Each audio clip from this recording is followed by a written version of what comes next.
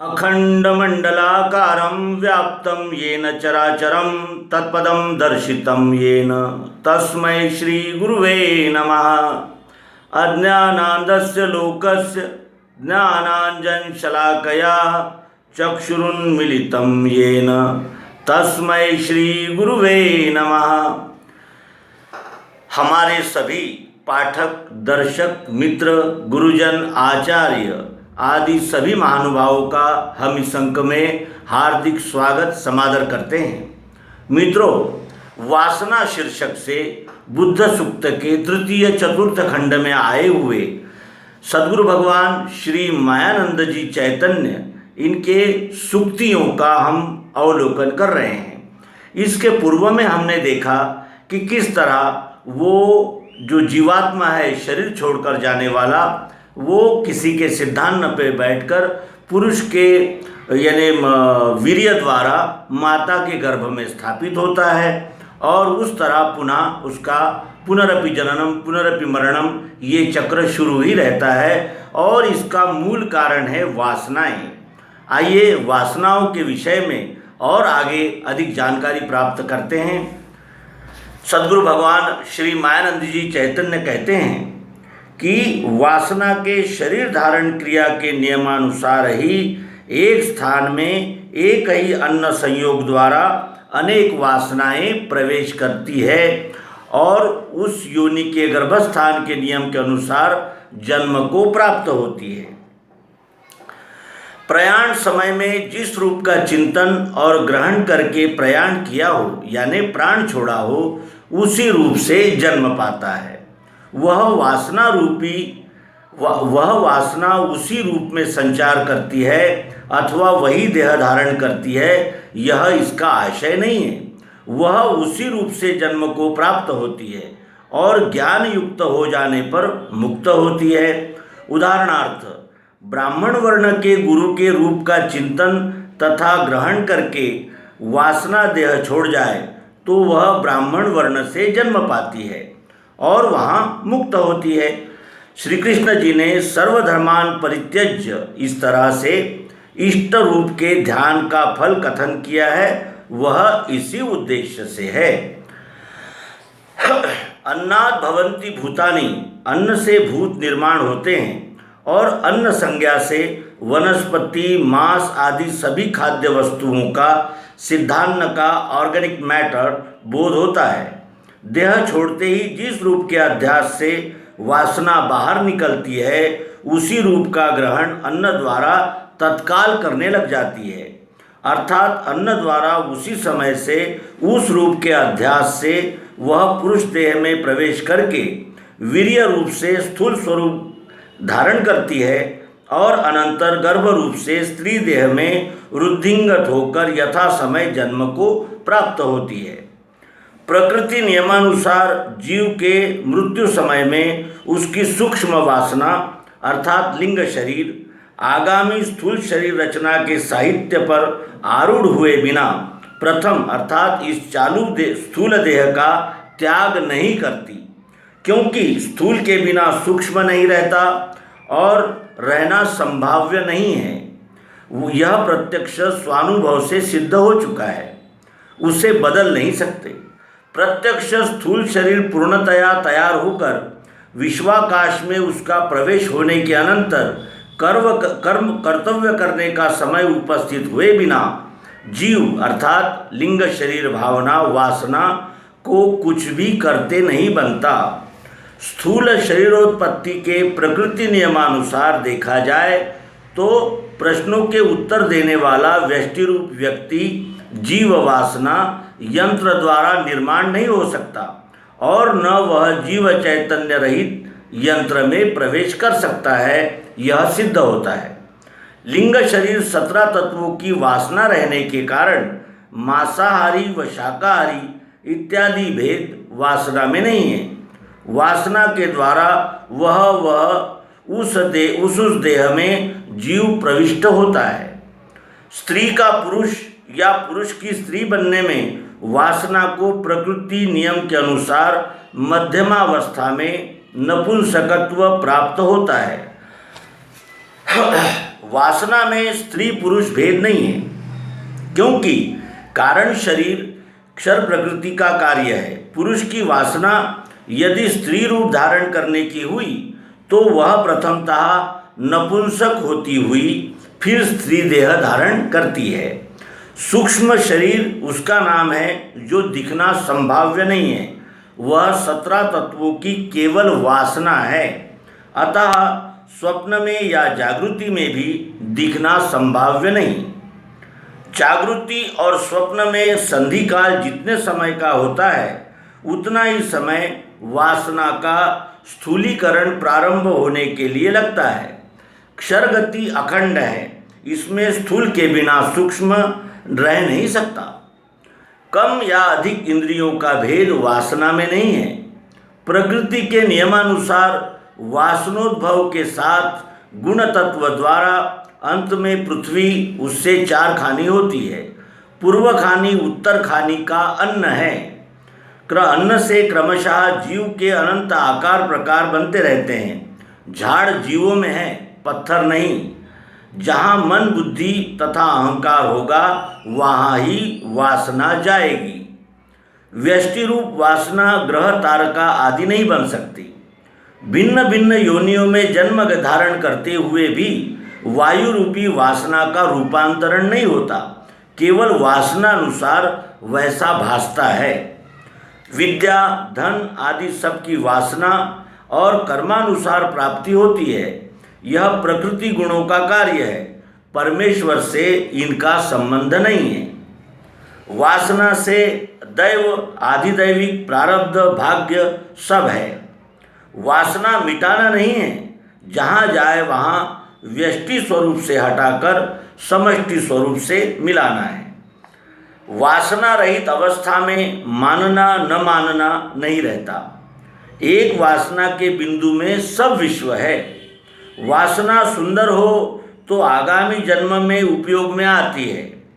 पाप पुण्य कल्पना वासना में है।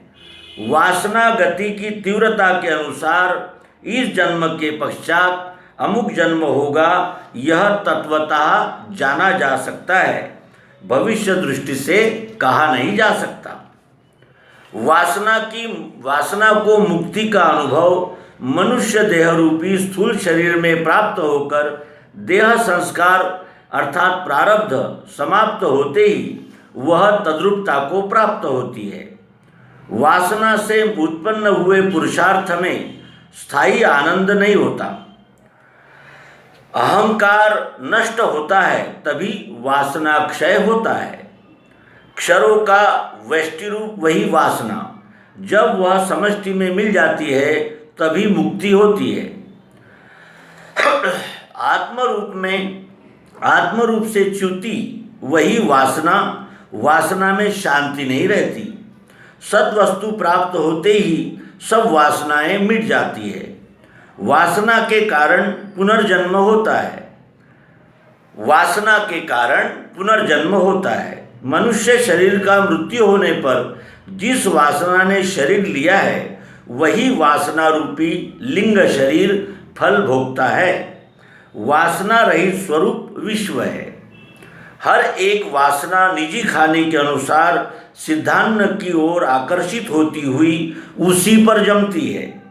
जिस स्थान में सिद्धान्न नहीं होता, अर्धमृत्ति का युक्त खाद्य पोषक पदार्थ नहीं होंगे, ऐसे रेतीले प्रदेश में उद्भिज तथा स्वेदज कम होते हैं। जीव कहते ही वासना आती है। उद्भिजों के पास महाकारण देह प्रबल रहता है, स्वेदजों में कारण देह प्रबल रहता है, अंडजों के पास सूक्ष्म देह प्रबल रहता है और जरायुजों में स्थूल देह बलवान रहता है। प्राकृतिक चक्रगति के नियम से नीचे का भाव ऊपर जाता है। रजस्तमाश्चाभिभूय सत्वम भवति भारत, इस न्याय से ऊपर का भाव नीचे जाता है। शरीर का रूपांतर सबका समान है। जन्म धारण करने वाली व्यष्टि रूप वासना अन्न द्वारा पिता के शरीर में प्रवेश करती हुई अन्न रूपांतर द्वारा वीर्य रूप बन जाती है। पश्चात पंच तत्वों के विकार माता से ग्रहण करती है। संग्रह युक्त वासना का स्थान अंडज तथा जरायुज है। वासना के योग से ही स्वतंत्रता तथा परतंत्रता का उद्भव होता है। जिस कारण से एवं जिसके संयोग से वासना का स्थूलीकरण होता है, उसी में वह गति रूप से प्रविष्ट होती है। प्रत्यक्ष शरीर में उसका प्रवेश नहीं होता। बिना तार के संदेश यंत्र वायरलेस टेलीग्राफी के तुल्य वासना का ईथर गुण साम्य प्रकृति है और उसमें से अत्यंत सूक्ष्म काल, इसी को यम यह रोचक नाम दिया जाता है, द्वारा निज गुण वेगानुसार उन गुणों में वह प्रवेश करती है। जैसे चातुर्मास्य में नदियों के जल में रेती, मिट्टी और कूड़ा कचरा इत्यादि निज निज गुरुत्वाकर्षण में ही प्रवेश कर एवं रेती से रेती, मिट्टी से मिट्टी और कूड़े कचरे से कूड़ा कचरा मिलकर इकट्ठा हो जाता है, अर्थात सजातीय आकर्षण होता है, वैसे ही वासनाओं का आकर्षण होता है। वासना स्थूल रूप के सिवाय नहीं रह सकती। देह से निकलते ही उसे स्थूल रूप का अर्थात सिद्धांत का आधार संयोग लेना पड़ता है, क्योंकि अन्नाद भवन्ति भूतानि यह नियम है। सिद्धांत के मानी केवल अग्नि संस्कार किया हुआ अन्न इतना ही नहीं है, किंतु उस योनि के खाने के योग्य अन्न है, फिर वह मांस हो या वनस्पति इत्यादि रूप कच्चा हो। रात्रि में या दिन में ऐसा कोई भी क्षण उपलब्ध न होगा जिसमें भक्ष्य अर्थात सिद्धांत भक्षण क्रिया और भक्षक विद्यमान नहीं है। बंबई जैसे बड़े बड़े शहरों में मनुष्यों का और अन्यत्र सब रात्रिचर प्राणियों का इसमें विचार ग्रहण करना चाहिए। देह त्यागने के पश्चात वासना वायुर्गंधानि वाशयात एवं आकाश में रहने वाले वायु में जिस प्रकार गंध रहता है, उसी प्रकार वासना गुण साम्य प्रकृति में अपने गुण वेगानुरूप उतने ही समय रहकर सिद्धांत द्वारा अन्य शरीर में प्रवेश करती है। गंध आकाश में लीन नहीं होता, किंतु वह अन्यान्य स्थानों में खींचकर उसका परिवर्तन हो जाता है। उसी प्रकार वासना दीर्घकाल तक गुण साम्य में लीन हुई नहीं रहती, किंतु निज गुण वेगानुसार गुण साम्य में रहकर सिद्धांत द्वारा निज भावनानुसार अन्य देह में प्रवेश करती है। देहपात होने के अनंतर उस शरीर से निकली हुई वासना अन्नाद भवन्ति भूतानि इस नियम के कारण सिद्धांत के स्वरूप से स्थूल होती है एवं सिद्धांत से उसका संयोग होना यही उसका स्थूल रूप होना है। पश्चात अन्य देह में वीर्य रूप से सूक्ष्म होकर, क्योंकि अन्न से वीर्य सूक्ष्म होता है, फिर स्त्री पुरुष के शुक्र शोणित के संयोग से स्त्री देह में प्रवेश करके वहाँ उसके अन्न रस से वर्धन होती हुई स्थूलत्व धारण करती है। यो यो या तनु भक्ता श्रद्धायार्चितु भिक्षति, इस न्याय से उपलब्ध रहने वाले साहित्य का ग्रहण होता हुआ वासना का स्थूलीकरण कार्य होता रहता है। वासना जिस समय देह से निकलती है उस समय सूक्ष्म रूप होकर देह का त्याग करती है, किंतु अन्य पुरुष देह में प्रवेश करते समय स्थूलता धारण करके वहाँ वीर्य रूप से सूक्ष्म रूप में रहती हुई फिर स्त्री देह में उसी सूक्ष्म रूप से प्रविष्ट होती है और वहाँ स्त्री देह के अन्न रस द्वारा स्थूल होने लगती है। जीवन मुक्त वासना का नियम किसी के अन्न द्वारा किसी में प्रविष्ट न होते हुए विश्व रूप में लय को प्राप्त होना है। ब्रह्म वेद ब्रह्मेव भवति, व्यष्टि भाव सामने न रहने के कारण उसका समष्टि में लय हो जाता है। आहार में मांस अन्न इत्यादि का विचार नहीं है। जब भरत मृग हुए, कोई सर्प व्याघ्र इत्यादि हुए, इस विषय में रस्याः स्निग्धा इत्यादि आहार प्रियत्व गुणों के अनुसार जानना, यह साधारण जनों की वासना का नियम है। योगी पुरुष की वासना का नियम शुक्ल कृष्ण गति से मन एवं चंद्रलोक और बुद्धि एवं सूर्यलोक इस क्रम से है। वे भी अन्न द्वारा ही शरीर प्राप्त करके ऊंच अथवा नीच स्थिति में गति को प्राप्त होते हैं। द्रव्य शक्ति, क्रिया शक्ति और इच्छा शक्ति, इस त्रिविध प्रकार से वासना का रूप रहता है। पत्थर में इच्छा शक्ति व क्रिया शक्ति सूक्ष्म गुण रूप से विद्यमान रहने के कारण उसमें सूक्ष्म को सूक्ष्म में प्रवेश करने की क्रिया नहीं होने की वासना का त्रिविध स्वरूपी शरीर स्थूल शरीर की अपेक्षा से यद्यपि सूक्ष्म है, तथापि पत्थर में के त्रिविध स्वरूपी सूक्ष्म गुणों की दृष्टि से वह स्थूल वृक्ष रूप है और पत्थर में की शक्ति सूक्ष्म अर्थात बीज रूप है। इस कारण उस व्यक्त गुण रूपी वासना का पत्थर में के अव्यक्त गुणों में प्रवेश नहीं हो सकता। कर्मानुसार वासना और वासनानुसार कर्म है। वासना गंध समान देह को छोड़ती है और इच्छेष्टानुसार शरीर का इष्टान्न देखकर वहाँ जमती है। वायरलेस टेलीग्राफ के समान निर्मल आकाश में सूक्ष्म रूप होकर जहाँ उस वासना का यंत्र अर्थात शरीर होता है वहाँ उतरती है। क्षराक्षर से उसका भिन्नत्व नहीं। अन्न भक्षण में समय व काल नहीं। अन्नात् भवन्ति भूतानि, इस प्रकृति के नियम से वह बंधी हुई है।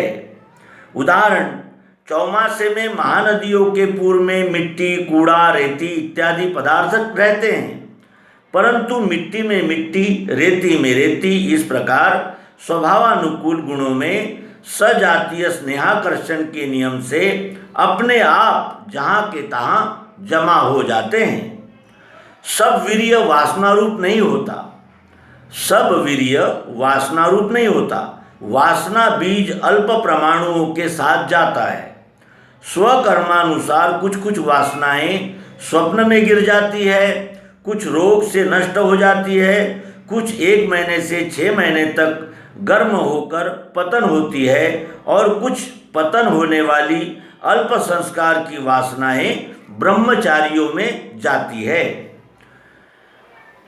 मृत पत्नी, पिता, माता अथवा अपने पहचान के या न देखे हुए लोगों के सूक्ष्म वासना चित्र तैयार होकर प्लेंचेट आदि यंत्र द्वारा प्रश्न करने वाले को उत्तर देंगे, यह असंभव है। वासना विषयक पौराणिक कथाएं श्रुति विप्रतिपन्ना अर्थात श्रुतियों के रोचक भावनाओं में फंसी हुई बुद्धि का वर्णन है। मनोनाश और वासना क्षय होने का अनुभव संगरहित होना है। वासुदेव पुरुषोत्तम ही संपूर्ण विश्व है और ज्ञानी और विज्ञानी में क्या भेद है यह समझने के लिए वासुदेवः सर्वमिति कहा है। तो इस तरह हमने बुद्ध सूक्त में आई हुई सद्गुरु भगवान श्री मायानंद जी चैतन्य इनकी वासना शीर्षक से कुछ सूक्तियों का अवलोकन किया। आपसे अनुरोध है कि आप इस एपिसोड को पुनः पुनः देखें ताकि कहे हुए विषय का आपको स्पष्ट बोध हो सके और आप उस बोध के मर्म तक जाकर निसंशय हो सके।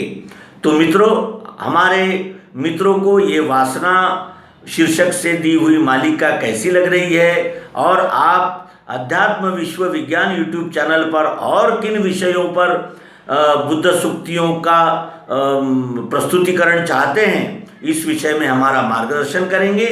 सबको नर्मदे हर सद्गुरु भगवान की जय, विश्वरूप परमात्मा की जय। ओम शांति शांति शांति।